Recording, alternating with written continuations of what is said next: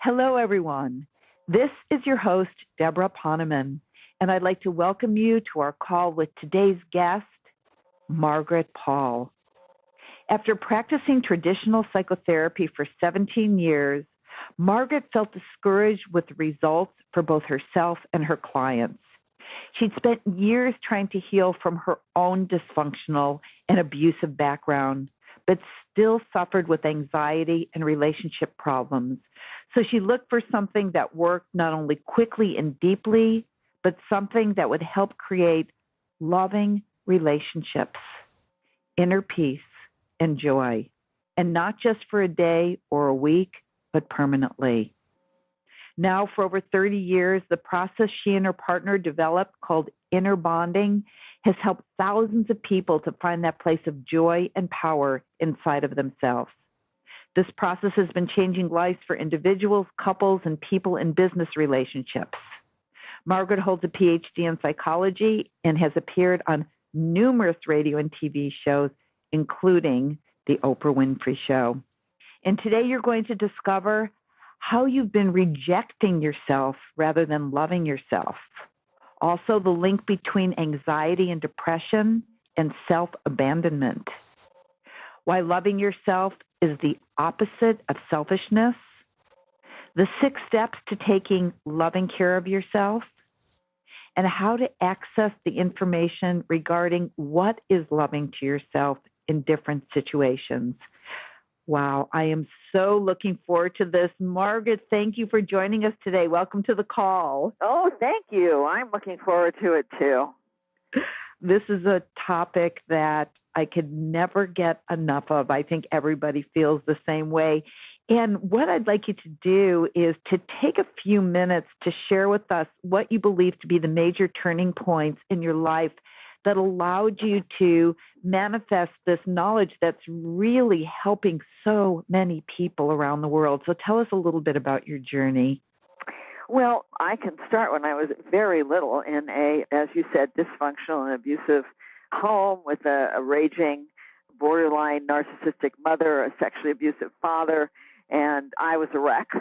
And of course, like so many families, my parents thought it was my fault. And by the time I was 5, they took me to a psychiatrist. And I'll never forget, I talked to him, my mother talked to him, and I'll never forget standing there as a little girl looking up at this tall, skinny guy. And he said to me, "Tell your mother not to yell at you." And I remember thinking very, very clearly, you tell him, I'm only 5 years old. She is not going to listen to me. And then the next thought was, you don't do a very good job. I can do a better job than you. And that was when I decided that I was going to be a psychologist. That was the moment. So that was a turning point in my life at 5 years old. And I never actually wavered from that. And I became, as you said, a traditional psychotherapist. But I had been through all kinds of therapy, everything imaginable. And I was not a happy camper at all. And I was having a lot of problems in my marriage. And I realized that I just didn't want to continue to work with people in the way that I was, because they had to keep coming back. If something happened that they couldn't deal with, they had to keep coming back. They didn't have a process. I didn't have a process. And so I started to pray for a process to come into my life that would really be very, very different than what I was doing. And that's when I met Dr. Erica Chopich. She had half the inner bonding process, and I had half the process. So, of course, Spirit made sure we met, and we put it together 30 years ago, and it's been evolving ever since. And that actually was the biggest turning point in my life, is discovering, is actually Spirit brought through inner bonding. They brought us together and brought through inner bonding. And as I started to practice this process, everything started to change for me in my life, everything. And so that has been the biggest turning point. It completely freed me to pursue who I am and to learn to love myself and to learn to love others, because we can't really love others if we're not loving ourselves. So it's just been phenomenal. Well, then that leads me to my very first question, and that is, what do you really mean by loving yourself? That's such a hard concept for so many of us to grasp. Well, see, the good thing about the inner bonding process is it's a 6-step pathway. It actually teaches people how to love themselves. Sometimes, people are loving to themselves in one area but not another. Like they may take care of themselves financially, or maybe they'll take care of themselves physically, or they'll take baths and get massages and things like that, and they say that they're loving themselves. They'll eat well, they'll exercise, maybe they have a nice clean space, maybe they're the kind of person who's on time. But lots of times, people do not take loving care of themselves emotionally or spiritually or relationally. This is where people really don't know what to do. They don't know how to stay connected with themselves in a relationship, how to speak their truth, how to not give themselves up, how to not try and control the other person. They don't know how to stay connected with a higher source of guidance so that they do know how to love themselves. You see, most of us had very poor role modeling for love, and so we actually haven't seen much of it. And what we train people to do is to connect with their higher wisdom and bring that in moment by moment so that we actually know what it means in any given moment to take care of ourselves with somebody else and to take care of ourselves within ourselves. And that means taking responsibility for our own feelings. That's ultimately what loving yourself means, is that we learn to take 100% responsibility for our own feelings rather than avoiding them with the many ways that we have learned to abandon ourselves. That's the opposite. If we abandon ourselves, then we're not taking care of our feelings. Would you like me to go into the ways that we abandon ourselves? Yes, that was going to be my next question because, I hear the concept, we abandon ourselves, but I guess if we understood how we did it, then we would know how not to do it. That's right. That's right. So I have isolated 4 major ways that we tend to abandon ourselves. One is we stay up in our head instead of staying present in our body. And we all learn to do this because when we were young, there was a lot of pain for most of us. There was a lot of deep loneliness and heartbreak and helplessness over the adults in our life, over being hurt. And so, or with peers, or, with siblings, we got hurt a lot. And most people just didn't have anybody who knew how to hold them through the pain, who knew how to really be there. In fact, too often it was the parents themselves. Like with me, my parents didn't hold me when they were hurting me. They were the ones hurting me. And so there was nobody there to be there for me to manage the deep pain. And so I learned, like most people learn, to avoid my feelings. And one of the things that we learn to do is disconnect from our body. We dissociate from our body. And we go up into our head because then we don't have to feel so much. And while we needed to do that when we were little, doing that as an adult is a form of self-abandonment. Because if you imagine an actual child who's hurting, and instead of really being there emotionally for the child, you're up playing on the computer or something, you're in your head doing something, that child's going to feel abandoned. So that's one way. And then another way is that many of us have learned to be very harsh on ourselves. We judge ourselves very harshly because we might have been judged. Most people were judged a lot. And we learn to do this to ourselves. We learn to say to ourselves, well, you're such a jerk and you're a loser and, when are you ever going to get this right? And what's wrong with you? What's the matter with you? You're just not good enough. You're never going to be good enough. You're worthless. And we go on and on and on with this because that's what we learn to do. And there's a part of us that believes if we judge ourselves enough, we'll get ourselves to change and do it right. But, of course, the opposite happens. We just stay stuck in feeling really bad. And again, like an actual child, if you kept hammering at a child how bad they were, how awful they were, they're not going to be motivated to do well. They're going to sink into feeling horrible about themselves. So that's a second way, self-judgment. And third is that many of us have learned to turn to many addictions. We might have turned to food when we were young, or as an adolescent, maybe turned to drugs, to alcohol, maybe to sex, to approval, to anger, to compliance, to spending, to work. I mean, there's just so many addictions that, the internet, so many addictions that we can turn to avoid our feelings. I mean, even something like meditation. You can meditate to connect and learn and grow, or you can meditate to bliss out and avoid responsibility for your feelings. So anything that we do to avoid feeling our feelings, learning from them, and taking responsibility for them is an addiction and a form of self-abandonment. And fourth, most of us have learned to make somebody else responsible. This is another addiction. This is like a love addiction. And we think if somebody else will only love us, if somebody else will see us and get us and understand us and value us and cherish us, then we'll be okay. And so we get addicted to trying to have control over getting love rather than learning how to be loving to ourselves so that we can actually share love. And this would be like, again, if you had a child and instead of wanting to take care of that child, you go around and you ask everybody you meet, I'd like to give this child away to you. I don't want to take care of this child. I don't want to take care of this child's feelings. I don't want to be responsible for this child. So will you take this child? Now, if we had a child and we actually did that, that child would feel so rejected, so abandoned by us. And that's what happens on the inner level. That's how we end up feeling when we make somebody else responsible for us. Huh. That's very interesting. I was laughing. It's not funny, but when you said if you're going to go around, will you take care of this child? I want to take care of this child. I was going to say you'd also be arrested, but right. That's another story. Right. But that is so interesting. I could see how people turn to things like sex and drugs. I never thought of the internet, but to avoid our feelings, internet is a great new addiction that people have. Oh, yeah. They could just turn to the internet.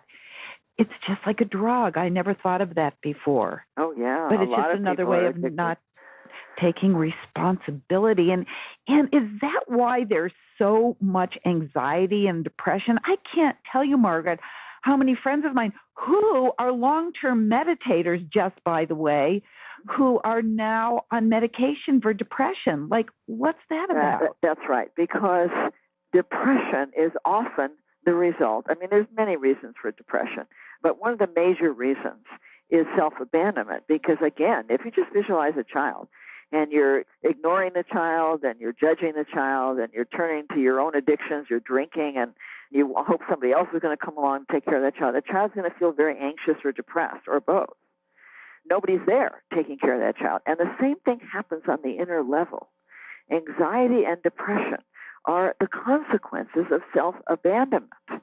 Now, as I said, there are, of course, other reasons for anxiety and depression. There's food. There's even things like dehydration can cause anxiety and depression. Sugar can cause it. I mean, there's a whole lot of things. Lack of sleep, abuse, all kinds of things. But this is a major reason with the people that I work with. How they treat themselves is a major cause of their anxiety or depression. Wow. How they treat themselves. Okay. Well, here's another question.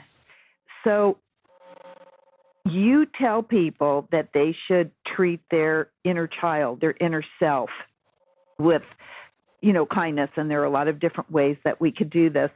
And I've heard people say, I think this is ridiculous, but I've heard people say that loving yourself is selfish and that it's not going to lead to something good. It's just by loving other people, then we're going to end up loving ourselves. And just loving yourself is somehow selfish. Have you ever heard anyone say that? Oh, so often. People say that all the time, that if I love myself, aren't I being selfish? So let's take a look at what selfish really is. My definition of selfish is that when we're not taking responsibility for ourselves and we expect somebody else to give themselves up and do it for us, that's selfish. Now just think about that for a moment. Lots of times, let's say a husband wants his wife, I've seen this often, like a wife after having kids, she wants to go back to school. And the husband says, how can you be so selfish? You're going to be taking time away from me and the kids. Now, in reality, he's the one being selfish because he's not supporting her in doing what would bring her joy. He's wanting her to give herself up for him and the kids. So he's being selfish because he's not taking care of himself. He's expecting her to do it for him. Or, let's say he's wanting to have sex and she's not feeling turned on. And you're so selfish, what about me? But in reality, he's the one being selfish because he's not concerned with how come she's not turned on, what's going on between them. Or a wife says to her husband who has to travel for work a lot, and she doesn't know how to take care of herself, and she says, how can you be so selfish as to travel so much? You see, but she's making him responsible for her. Now, if each of these people were actually taking responsibility for themselves, for learning how to love themselves and make themselves happy, then they would not be blaming their partner. They would be supporting, loving, sharing their love, valuing their partner. Just imagine if we had a planet where everybody was taking responsibility for their own pain and their own joy, for filling themselves up with love, and that's a process, learning how to fill yourself up with love so that they have love to share with each other. What kind of planet would we have? Would it be a selfish, self-centered planet, or would it be a very kind and loving planet? I mean, obviously, it would be a kind and loving planet because everybody would have a lot of love to share, and that's what happens when we take loving care of ourselves. Taking loving care of ourselves, loving ourselves, is not, well, I'm going to take care of me and I don't care about you. That is selfishness. But that's not actually loving oneself. It's never loving oneself to just say, well, that's your problem, or I'm just going to take care of me and I don't care about you. That isn't loving to oneself. That will never make you feel good about yourself or happy or joyful inside. That's what the ego-wounded self does. That's what the ego-wounded self thinks is being loving. Well, I'm just going to take care of me and you just have to take care of you. That's never loving. In a good relationship, yes, we do take responsibility for our feelings, but part of loving ourselves is also being there for each other. It's being kind, it's being caring, it's having each other's back. It's truly caring about not only ourselves but each other. And really, I don't think anybody can feel good about themselves when they're not caring about other people, when it's just about them. And I think that, unfortunately, there's so much on our planet that is selfish, that's based on greed. It's like, well, I just want to make this money and I don't care how I ruin, the crops or the environment or the air or whatever. I just want this. That is selfishness. And they could say, well, I'm just taking care of myself, but that's not what we're talking about at all. That's not loving to oneself or loving to anybody else. Well, it's interesting, Margaret, because when you said, that the husband wants sex and the woman doesn't want sex, and sometimes she'll just go along, and that's not taking care of herself. But it's kind of a fine line, because what if the husband feels like he doesn't ask for it very often, but he feels like he's going to put himself out there even at the risk of rejection and ask for it as a way of loving himself. So there are times where one person is doing a thing that's very loving for themselves, but it involves another person. No, but it's not, you see, because if he's expecting sex and saying that it's loving to himself, to expect sex from his wife who might not be turned on because there's some things going on in their relationship that are not working, then he's likely using sex as a form of addiction to fill himself up or take away his anxiety or, get to sleep or define himself. Lots of times men or even women use sex to say, well, that, if this person makes love to me, then I'm okay. So that's not necessarily loving. That's using it as an addiction. What would be loving would be to reach out for sex, and if the woman is not, or if the person, the man or woman, isn't interested, to be open to learning. This is what we teach, to be open to learning and to say, we don't seem to make love very often, and there must be a good reason, and I wonder if there's something going on between us, and I really am open to hearing about what's happening for you and what you feel that's going on between us that is causing the lack of sex between us. That's loving, you see. We teach that in the inner bonding process that there's only one of two intentions at any given moment. One is the intention to protect against pain with some form of controlling behavior, and the other is the intention to learn about loving oneself and the other person. So if he's asking for sex and then she says no and then he gets mad, he's trying to control her. That's not loving. But if she says no and he opens to learning and he says, let's work on this, let's discover, then that's loving. Mm-hmm. Okay, I can't wait any longer. What are the steps? I know you give 6 steps of inner bonding. Can you share those with us? Yes. So step 1 of inner bonding is the willingness to feel your feelings, including your painful feelings, and want responsibility. It's a decision. Okay, I'm not going to abandon myself. I'm not going to stay in my head, not going to judge, not going to turn to addictions, not going to make somebody else responsible. I'm going to go inside and feel the feelings that I have. And we differentiate 2 kinds of feelings. There's the feelings that we cause by our self-abandonment. This is the anxiety, the depression, guilt, shame, anger, emptiness, aloneness. These are feelings that we cause by abandoning ourselves, and we need to go inside and feel them in order to learn how we're abandoning ourselves. The second group of feelings are the life feelings, the existential feelings of life, which is the loneliness when, you want to love somebody and connect with somebody and nobody's around, or the person is not available, or the heartbreak over loss, over, painful things happening, grief, and helplessness over other people is very, very hard feeling. So, there's more core feelings, but these are the major ones. These are the feelings of life, and these are the feelings that we learned to avoid when we were little. Well, now we got to be willing to embrace the loneliness and the heartbreak and the helplessness and the grief and the sorrow and the sadness. We have to embrace them and learn from them and learn to be very compassionate about them. So that's step 1, is the willingness to feel all of our feelings with compassion and a desire to take responsibility for them. It's important to realize that our painful feelings, like loneliness and heartbreak, exist in the same place in the heart as does love and joy and peace and aliveness. So we cannot shut down these painful life feelings without shutting down the wonderful feelings of life as well.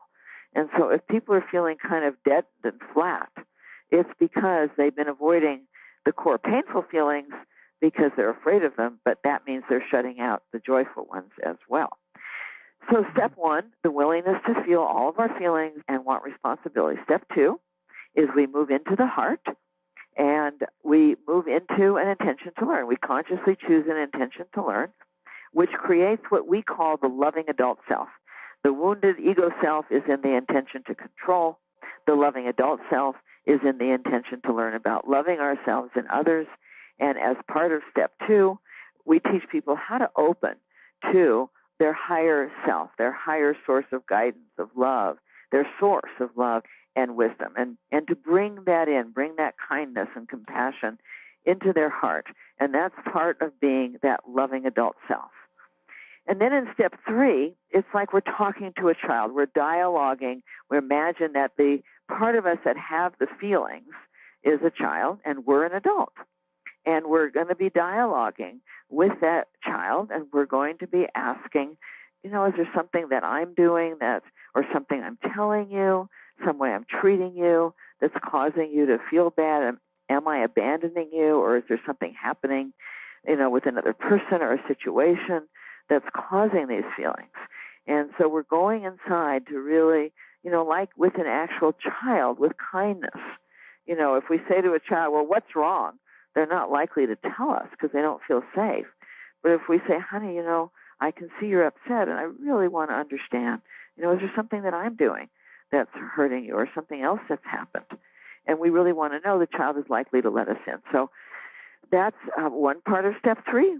And then if we discover some ways that we're abandoning ourselves, like let's say we're judging ourselves. Let's say we go in and we feel anxious and we realize we're judging ourselves. We're putting a lot of pressure on ourselves. You got to do this. You got to say that. You got to be perfect. You got to do it right. A lot of pressure, and that's creating a lot of anxiety. Then we go to that ego-wounded part of us, which is, it's located in the base of our brain called the amygdala. It's a survival part of our brain that is responsible for fight or flight, and it gets programmed with tons of false beliefs. So we move into an intention to learn compassionately, again, without judgment, about, okay, let's say we're judging ourselves, and we say to that part, there must be a good reason that you're judging this little child. What do you believe about that? What's the belief about what judgment's going to do? And so that ego-wounded self might say, well, it's going to motivate me. It's going to get me to do things better, which is obviously a false belief. It's not working well. And even if people are doing well, they're generally going to discover that they're doing it in spite of the self-judgment and not because of it. So we're doing a deep process of looking at what we're doing or looking at what's happening, externally with somebody and looking at our false beliefs so that we can become aware of the beliefs that are fueling our unloving, self-abandoning behavior. And then once we get a clear picture, we go to step 4. And step 4 is having a dialogue with our higher guidance, whatever that is for a person. It can be their concept of God or an angel. It can be their higher self. It can be just a light, an energy.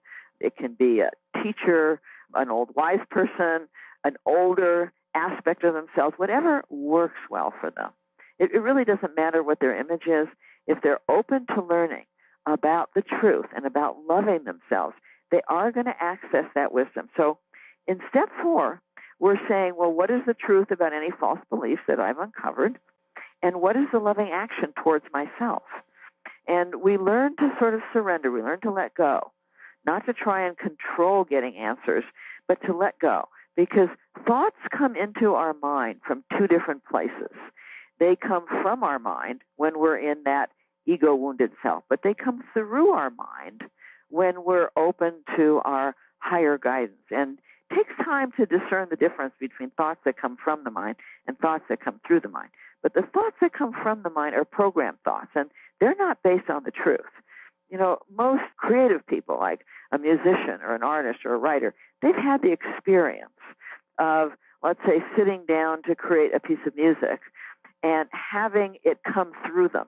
Like, it's not coming from their mind. They realize that it's coming through them, that they get an experience of that. And I have that all the time when I write, when I paint. It's just coming through. I can't do it from my mind. I can only do it when I let go and allow it to come through. And, people like Einstein and Edison have written about this, about that when you're truly in an open creative process, it's coming through you, not from you. So in step 4, we teach people how to do that, how to access their higher guidance and allow that information of the truth and the loving action to come through them. Then in step 5, we take the loving action, whatever we've been guided to do. In step 4, we now take in step 5. Without the loving action, it just doesn't mean that much. So we take the loving action based on the truth, and then once we take the action in step 6, we go inside and we evaluate, how am I feeling as a result of this loving action that I've taken? Am I feeling some relief, a lessening of pressure, a lessening of anxiety or depression or guilt or shame or anger? Am I managing my loneliness better? Is it okay that I'm feeling so helpless over somebody? We're handling it better, and there's a lightening up of the feelings as a result of the loving action. And if there isn't a lightening up, then we have to go back through the steps again, because it means that we didn't actually take a loving action. So that's a very brief summary of a very profound process. That, it's like anything worth learning. It takes practice, a lot of practice. But, hopefully as people practice, they eventually integrate it into their lives. It becomes their way of being, and that's what changes everything. That's what changed everything in my life. Well, it's interesting because these steps, on the surface, it's like, oh my gosh, can I really do this? I know that you have a beautiful offer for us later on, and I know it'll help us do this with your guidance. But it's really not that hard. When you look at them, they're so logical and they flow. And I have to say, this thing to differentiate between thoughts that come through the mind and from the mind, that alone is worth the price of admission. Right. Right? Right. Because when they come through you, those are the thoughts that lead you to your highest good. That's and when they come from the mind, they often get you in trouble. That's exactly right. And it does take time to discern the difference, but there really is a big difference. Usually the thoughts that come from the mind, they can scare you. They can make you anxious, make you depressed. But thoughts that come through the mind are not scary. Not that they can't be challenging, because sometimes taking the loving action is challenging, but they're not there to scare us. They don't create anxiety or depression or guilt or shame or anger, any of that. So our feelings really let us know whether these thoughts are coming from our mind or through our mind. People often say, well, how do I know it's my higher guidance? And I say, well, what do you feel? How does it feel when you tell yourself whatever you're telling yourself? If it feels bad, if it feels scary, it's from your mind. It's from your ego-wounded mind. It's not from your higher guidance. Sometimes people say, well, if it's scary, that's protecting you, because if you would go with it, then something bad would happen. But I guess that would be through you also. It could be scary in a different way, like just a little gentle nudge, go in a different direction. Well, for example, I was driving home on the freeway one night, back from teaching a workshop. It was like 10 o'clock at night, and I wasn't driving real fast. I was just driving along. And I heard the voice of my guidance quite loud. Sometimes she's really loud, and it was like she was yelling in my ear. I thought there was somebody in the back seat. And she said, slow down. Now, it wasn't a scary voice. There was nothing scary in her voice at all. Her voice did not frighten me. It was just a very firm voice. She said, slow down. So I listened, because I've learned, thank God, I've learned to listen. I slowed down. And then seconds after I slowed down, a drunk driver careened across the freeway and missed me by inches. And if I hadn't slowed down, I would have been broadsided and probably killed, because he was really careening across. And so to me, that voice is a reassuring voice. It's a powerful voice.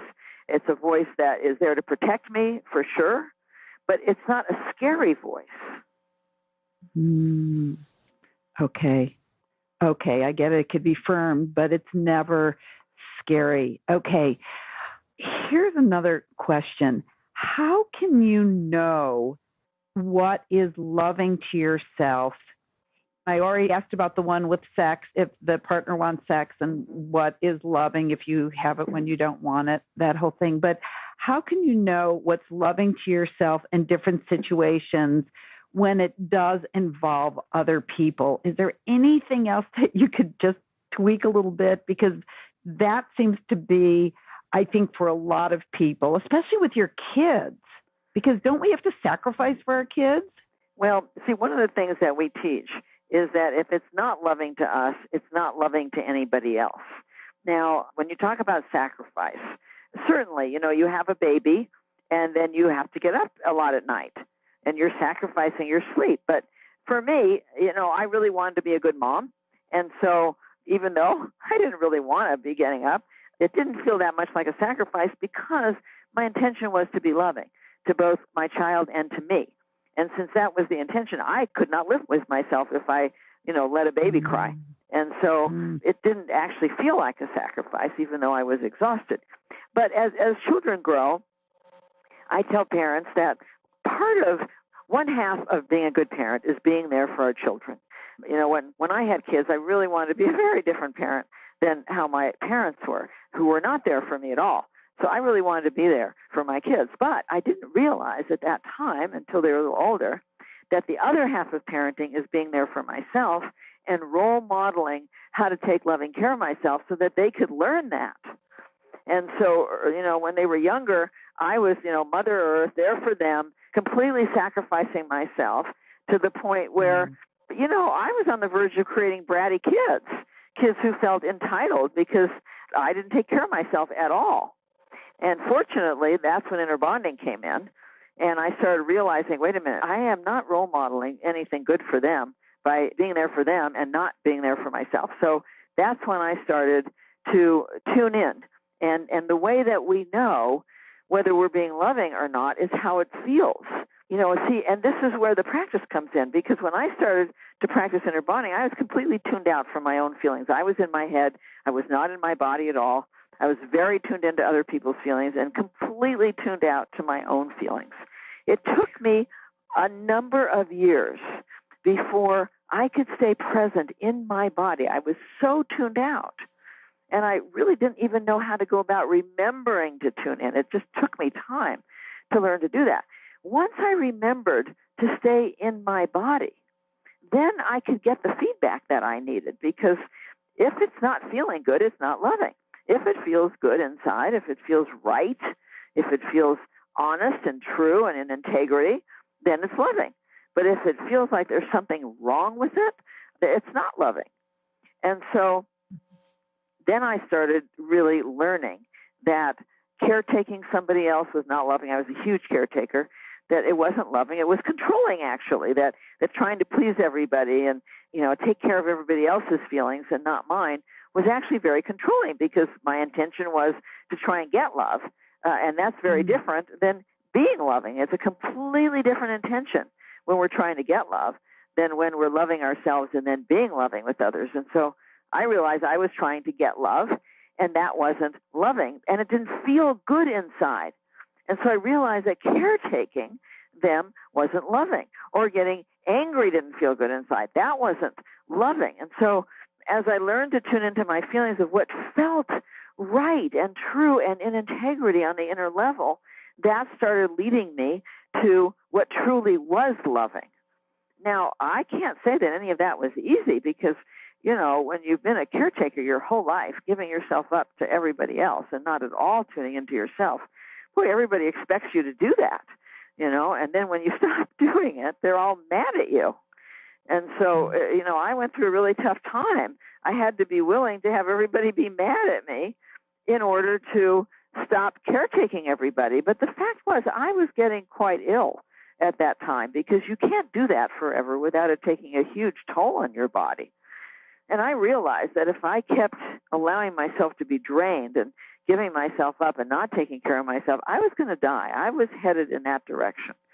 So I knew that if I was going to live, I had to have the courage to have everybody mad at me and maybe some people leave and all that, in order to really start to be true to myself, take loving care of myself, so that I could be loving with others. Wow, Margaret, that is so profound. And, when you said you have to have the courage to have people mad at you, many of us are just so afraid to disappoint other people, to have them mad at you, to not keep your word because you've committed to something. And even if it kills you, you're going to have the commitment, keep the commitment. And I love also that you said, it's not loving them, it's controlling them. And I see a lot of parents, and I have to say myself included, that I want to give to my kids. But when you get to the bottom of it, it's just because I so much want them to love me. That's right. That's what I wanted. I wanted them to love me. But in fact, they weren't respecting me very much. Right. Because I wasn't respecting myself. People tend to treat us the way we treat ourselves. This is priceless. And I know that you have a process that you are going to take us through. Is this a good time? Yes, this would be great. I could take people through a little bit of the inner bonding process right now. Yeah. So let's do that. So let's have everybody who's listening, just close your eyes for a moment and take some deep breaths and go inside and just follow your breath. Use your breath to get out of your head and go into your body, breathing inside, getting present inside your body right here, right now. Just breathing, relaxing, sinking into your body with the breath, and noticing what you're feeling right now. Noticing any anxiety or depression or emptiness or aloneness or flatness or excitement or joy or whatever's in there. Just notice without any judgment, without avoiding anything. Notice if there's loneliness. Notice if there's grief, heartbreak, helplessness. Just notice, breathing into those feelings, and see if you can find a place in you that actually wants responsibility for those feelings. We all have a place in us that, in our soul, that knows that we actually do have to do this. So see if you can find that.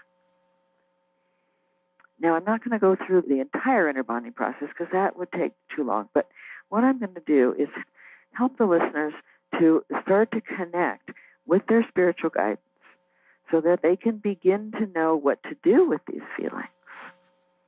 And so I'd like you to move into your heart, breathing into your heart, and consciously choose the intention to learn. Consciously choose that you really, really do want to learn from all of your feelings. All feelings are informational. And as you're opening to learning, just use your imagination and imagine an older, wiser you. Like you 50 years from now, 100 years from now, an older, wiser you. Just get an image of that. Or any image that suits you, but lots of times an older, wiser form of ourselves is fairly easy for people to imagine. But if you're in touch with another form of higher guidance, that's fine too. And I'd like you to just imagine that you can have a conversation with this older, wiser part of you. And you're asking this higher part of you, what do these feelings, imagine that whatever it is you're feeling as a child inside, what does this child in me need from me right now? What does this child need from me right now to start to feel important to me, to start to feel like I value him or her? And just open. And don't try and control what happens. Maybe nothing will happen. Maybe the answer will come in an hour or a day if you stay open to it. We don't have control over when we hear the higher voice.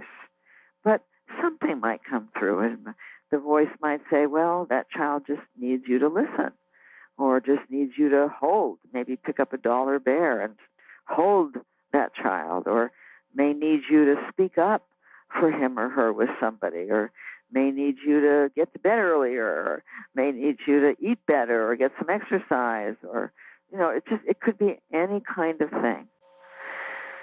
But just see if you can tune into what would a higher, wise self say to you, that if you had an actual child right now who is feeling what you feel, what would you do to help that child to feel loved and cared for? Certainly one of the things would be to move into kindness and compassion. And that's one of the first things we always need to do, is move into kindness and compassion for whatever it is we're feeling. That alone will help the feelings. And then there may be any other loving action that your higher guidance might ask you to do. So just breathe that in and imagine taking that loving action. Just use your imagination, imagine taking it. And then notice how you feel as a result of taking it. Now, you might not get anything the first time around, but I assure you that if you keep practicing this, you're going to get a lot of information. One of the things that I encourage people to do all day long is to practice saying to their higher guidance, what is loving to me right now? I do it with everything. I say, what is loving to put in my body? What's the loving food to put in my body? What's the loving action to take right now? If I'm with another person and it's not feeling good, and I'm aware that it's not feeling good, I go and say, what's loving to me right now? Is it loving to ask the person what's going on? Is it loving to me to just disengage from the conversation? What would be loving to me in this situation? So I just encourage people all day long to get in the habit of saying, what is loving to me right now? That was so profound for me, Margaret. Oh, good. That was so utterly profound. And I kept trying to say, no, you don't want me to do that. Because it would take me, some time and some sacrifice. And that little Debra would not let go of what that little Debra needs. That would be loving to her right now. Yeah. And if you actually imagine doing it, how would you feel? So peaceful and blissful, and I'm going to do it. That's great. I'm going to do it. That's great. I really am. this just must be my day. I hope all of the listeners are feeling this way, that this is just what they needed to hear at the right time, and this being the right time. But Margaret, it's always the right time with you, because there's just something about your knowledge is brilliant and your presence is nourishing. And I felt that when we've had other interviews, and I feel it again today. And, I would love for you to do right now. Can you share with everybody some of the turnarounds that you've seen from people who have applied what you teach? Because I want people to know what's possible for them. Yeah, sure. I mean, there's been so many, but, one that's kind of typical is this woman who came to me. She's actually a therapist, and she'd been working on herself for years. And she had clinical depression, and she had been on medication, and she had tried everything for this clinical depression.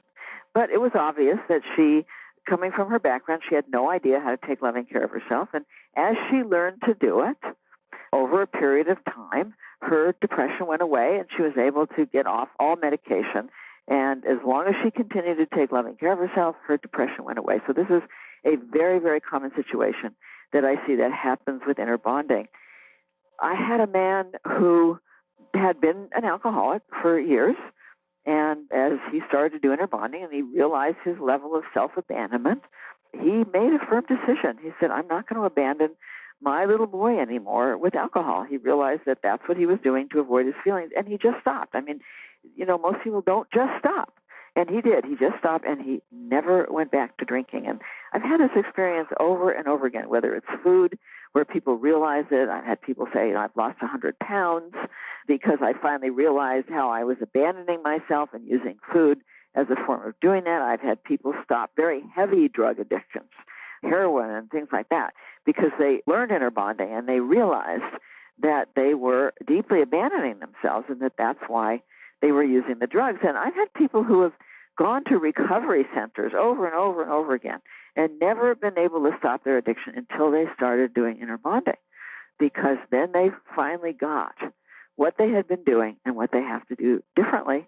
And once they started to do it, they didn't want to be abandoning themselves with their addiction, and their depression, their anxiety went away because of loving and valuing themselves.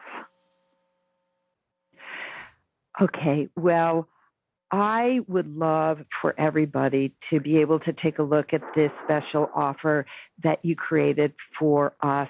And I highly encourage you to go and take a look at Margaret's special offer.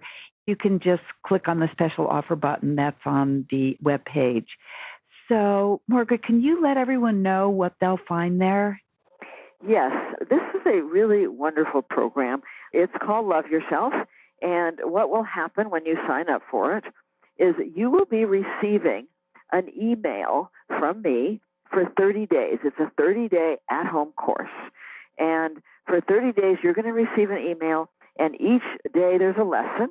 And at the end of the lesson, there's an action step to take, so that this is going to teach you the inner bonding process. And in the email, sometimes there's going to be a video, sometimes there's going to be an audio visualization. And so as you go through the 30 days, it will only take about 15 minutes a day, not more than 15 minutes a day. As you go through it, you will be learning the inner bonding process in a pretty deep and profound way. So this is one of the least expensive ways of really learning the inner bonding process in a fairly in-depth way.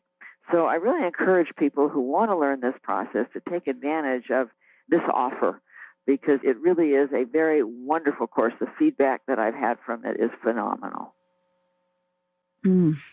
Well, I'm first in line, because I have to tell you, I'm still recovering from that experience that I had. And usually I stay on top of things a little bit more because I am the interviewer. But it was just really profound, and I am definitely interested in going deeper. And I just have to make a comment that 30 days for 10, 15, 20 minutes a day is really a very, very small investment of time. Right. to have a life that is going to look really, really different. Right. I mean, I've had people say to me, my friend referred me to this, and it's the best thing anybody has ever offered me. It's changed my life. Yeah, well, I have to tell you, it changed my life. Just the one thing, I'm still recovering from my experience, but the one thing that became so clear that I need to do that has already changed my life just in this 1 hour. And I am so looking forward to doing this 30 days. And thank you for this fabulous offer. So, what do you believe will be the kind of the short-term benefits? So we start the 30 days, and what do you see that people start experiencing right away, even before the 30 days or even before 10 days are up? What do you see that are the first things that people start experiencing? Long range, we've already heard a lot, but what are the first things that people start to experience? Well, what they've said to me is that right away they start to feel lighter. They start to feel more hope. They're seeing a light at the end of the tunnel. They're starting to really get a sense of what they've been doing that's causing them problems and what they can do differently. So right away, they start to feel better. They don't have to wait till the end of the 30 days to feel better. They're going to start to feel better right away, because even just starting step one of getting present starts to make people feel better. So right away, they're going to feel a lightening up of their energy, a lightening up of pain that they've been in. Okay, beautiful. That's what I wanted to know. Well, then simply click on the special offer button that's on this page. And can you just give us a few more words of wisdom? I just love everything that you share. I love who you are. And if you have some final words, we would just so appreciate that. Well, the thing I really want people to know is that, most people really want to have a loving relationship and have loving relationships with people in their lives. And of course we do. We're social beings and we want that. This course is the basis for that, because as you learn to love yourself, as I've said, you move beyond your neediness, you move beyond trying to control getting love, and you really learn to share love. And so what happens, even if you're in a relationship and your partner doesn't take the course, still one person can shift a relationship around. And so as you do it and you start to shift your end of the system, you will notice that most of the time the relationship system gets better. I mean, of course, I can't guarantee if you've been a caretaker and you stop doing it, there might be some turmoil for a while. But most of the time the relationship improves, because as you're being more loving and kinder to yourself, you're also able to be more loving and kinder to your partner. So this is a profound way of improving your relationship. Okay, we want it all. Well, Margaret, thank you so much for being with us today. This has, as always, been beyond amazing. I just thank you so much, Debra. You're such a good interviewer. I love being interviewed by you. Well, I love your work. So I just am always thrilled to interact with you. And I just thank you for everything you're doing for so many people on the planet. Oh, it's my joy and my passion to help as many people as I can. So I'm delighted to be here doing this with you. Well, thank you. And thank you to everyone for spending this time with me and with Margaret Paul. And I look forward to when we're all together again. This is Debra Poneman. Have a wonderful rest of your day.